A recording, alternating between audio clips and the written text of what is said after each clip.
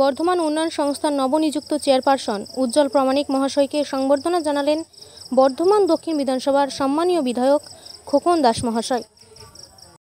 উপভোগ করছেন, কি বলবেন? দেখুন, আমি এই মুহূর্তে উপভোগ করার জায়গাতে নেই। প্রথম কথা হচ্ছে, আমি এখনও অফিসিয়ালি কোনো চিঠি ডিএমএন থেকে বা বিডিএন থেকে এই মুহূর্তে পাইনি। আর আমি একটা নোটিফিকেশন চালিয়ে দেখতে পেয়েছি।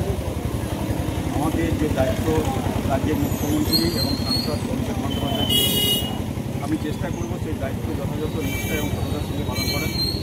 এবং আমি চেষ্টা করব আমাদের বর্ধমানের সাংসদ এবং বিধায়ক, আমাদের বিডিএ আন্ডারে যারা আছে তাদেরকে সঙ্গে নিয়ে আমাদের এই এরিয়ার যে উন্নয়ন সেটার জন্য আপ্রাণ চেষ্টা করব। যেহেতু আমাদের যিনি দক্ষিণের বিধায়ক, আপনারা জানেন যে উনি খুব কর্মঠ এবং সবসময় উন্নয়নমুখী। এমন কোনো দিন নেই যে উনি কোনো না কোনো উন্নয়নের সঙ্গে থাকেন। আমরা একত্রে সবাই সঙ্গে থেকে আমাদের বর্তমান যে বিডিএর এরিয়া। প্রথম যখন খবরটা পেলেন কেমন লাগলো এবং কী বলবেন? খুবই আনন্দ হচ্ছিল এবং তার সঙ্গে খুব চিন্তিতও ছিলাম। তার কারণ হচ্ছে যে দায়িত্ব আমাদের রাজ্যের মুখ্যমন্ত্রী এবং সাংসদ অভিষেক বন্দ্যোপাধ্যায় দিয়েছে, সেই দায়িত্বটা আমি কতটা নিষ্ঠার সঙ্গে পালন করতে পারবো, সেই দায়িত্বটাও আমাকে কতটার সঙ্গেই পালন করতে হবে। এখনো কার কার শুভেচ্ছা বার্তা পেলেন?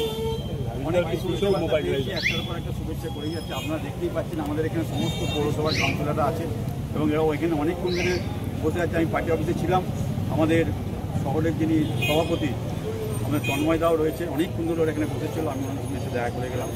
আমাদের শহরের সমস্ত